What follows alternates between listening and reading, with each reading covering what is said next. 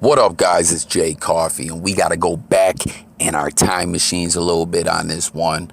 All the hip hop fans that have been around for a minute, that go back, make sure to get up in the comments on this one. I really need to hear from you guys. Like I always say, man, I rock with the new music.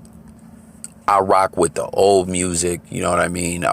Because a lot of times you hear how people loved hip hop and now they hate it nowadays. And, I'm a believer that things evolve, things change. You know what I mean? I can appreciate a lot of the new music. But like I said, I remember hip hop from when I was a child. You know what I mean? But let's get off into this. Just make sure you guys get up in the comments. Now, who we're talking about on this one is a legendary figure in hip hop. And it's kind of sad to see his current state, like how things are going for him right now. You know what I mean? I'm talking about Dr. Dre, not Aftermath, NWA, West Coast icon Dr. Dre. I'm talking about Dr. Dre, like Dr. Dre and Ed Lover, Yo MTV Raps.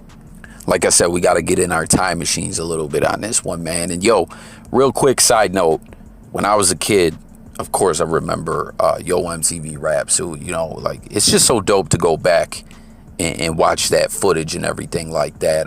But did anyone else have like trading, like cards, Yo MTV Raps cards? Did anyone else have those when they were a kid?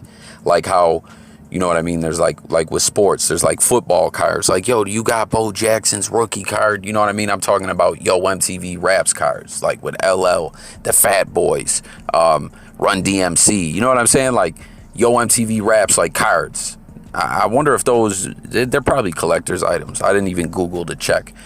And also another side note of something I remember from Yo MTV Raps. Like I remember this as a kid, and then now it's this like historical moment. I remember watching it with my brother. I believe it was like the last episode. There was a freestyle. And get in the comments, anyone who remembers this freestyle. Comment all the different guys you remember in it. We're talking about it was like Rakim, krs-one. I think were Kid and Play up in there. Like, I don't know. But like I said, I'm all over the place on my videos. Y'all know that, especially on this one. But anyways, Dr. Dre just did this video on Vlad TV. I don't know if you guys caught it. Does anyone, how does everyone still feel about, like, does anyone still rock with Vlad? Or are you saying, like, F Vlad TV? Like, what are your thoughts on that? The whole controversy going on there. But nonetheless, this is a legend of hip hop. And what I mean, what it's sad to see his current state, what's going on with him. If you guys may have seen within the past couple of years, he's been speaking out, saying how he lost his vision. I don't know if he means he's 100% blind, but diabetes took, part of this man's foot and his vision. Okay. And that's rough, man. You know what I mean? And he's doing this interview talking about a lot of different things. But in the interview, he's elaborating on things and going in and telling some stories. But he keeps referring to this book. He has a book. I'm not positive if it's out. I believe it is already out. And he keeps referring to the book. Like, if you guys really want to know what happened with this situation, you got to read the book. And I'm not saying that like he was doing it in some cheesy type of way. Like, for one, he's doing this interview on Vlad because he's a pioneer of hip hop and he's trying to push the book, right? But there's nothing wrong with that. He don't need to go out and tell everything. You know what I'm saying? Like, there's nothing wrong with this man trying to pump a book at all. Not to mention, a lot of these situations, the stories are probably so in depth, he can't, you know what I mean? He's not just going to sit here on Vlad and really get all into it. You feel me? But based on the fact that he keeps referring to this book, that he's trying to promote the book hard, and some of the other things that he was talking about in the interview, it seems that this man may not be in the best financial state. And like I was just saying, his health is twisted. You know what I mean? He's lost his vision. He's lost part of his feet. Diabetes, it's tore him up. And it's just kind of sad to see a pioneer in hip hop in this current situation, you know. And in the comment thread on this Vlad video, there was a lot of people that were like, yo, this man needs to be on Drink Champs. Get this man on Drink Champs.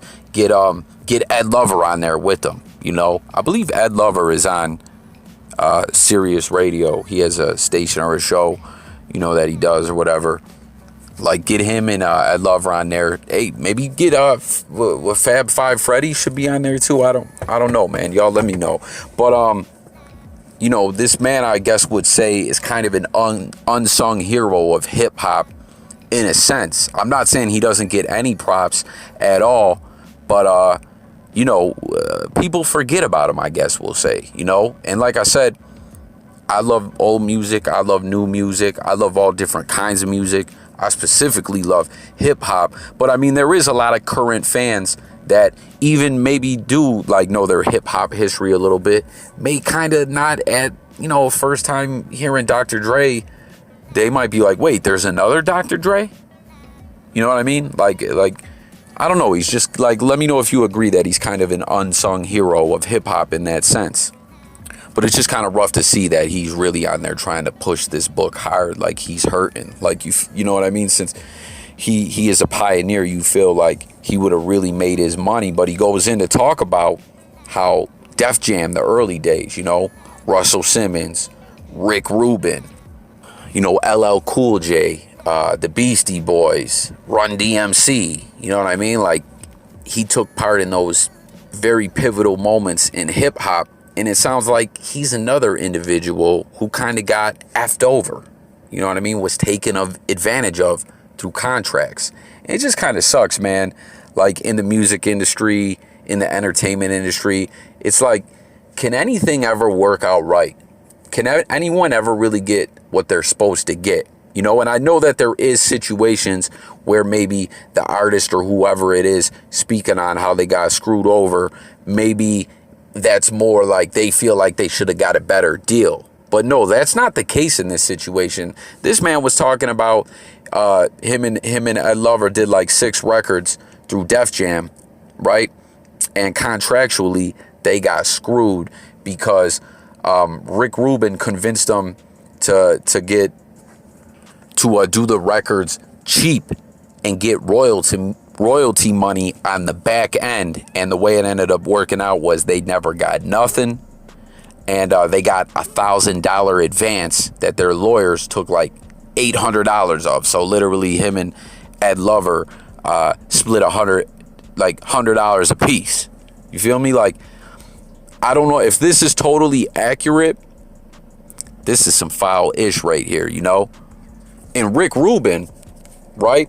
He's another guy that's deep into the hip-hop history books. And I don't know. I've always liked Rick Rubin. I like the way that he blends other type of almost like, I guess, metal or rock type music into the hip-hop world. You know what I mean? Like, if you guys remember a more recent one when he did Jay-Z 99 Problems, he was in the video with Jay and everything, and I thought that beat was fire.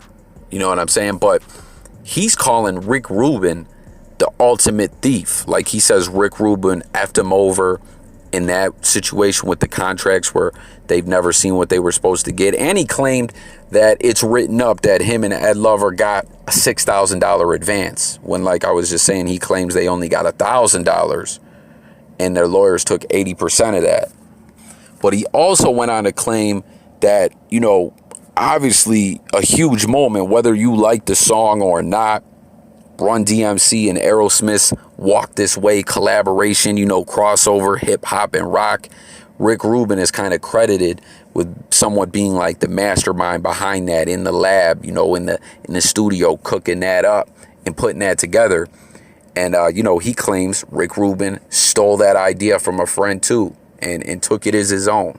Like I said, it just seems like anything that ever goes down, it's like business-wise or anything like that was huge, there's always thievery involved. Like Bill Gates and Windows, you know, like isn't it been proven that he stole that from the dude from Apple or whatever with the Mac, whatever? Like, you remember, Like Windows was huge. Every computer, every system, operating system, like everything was rocking with Windows. And then the Apple dude, was forced to put out a cheap knockoff looking version of his own original idea. Because, like I said, I believe this has been proven to be true, that Bill Gates, he told Bill about the idea. Bill went out, patented it, put it together on his own, and then boom, you're out.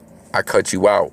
That's some sleazeball-ish, But it just seems like any big moment in history, whether it be in hip-hop or entertainment or anything, there's always some thievery involved. Now, like I said, I know in a lot of situations, maybe one person is just bitter and they're embellishing on the story a little bit. But with Dr. Dre, I didn't get this feeling. It feels like this man really got effed over. And he says Rick Rubin is the ultimate thief.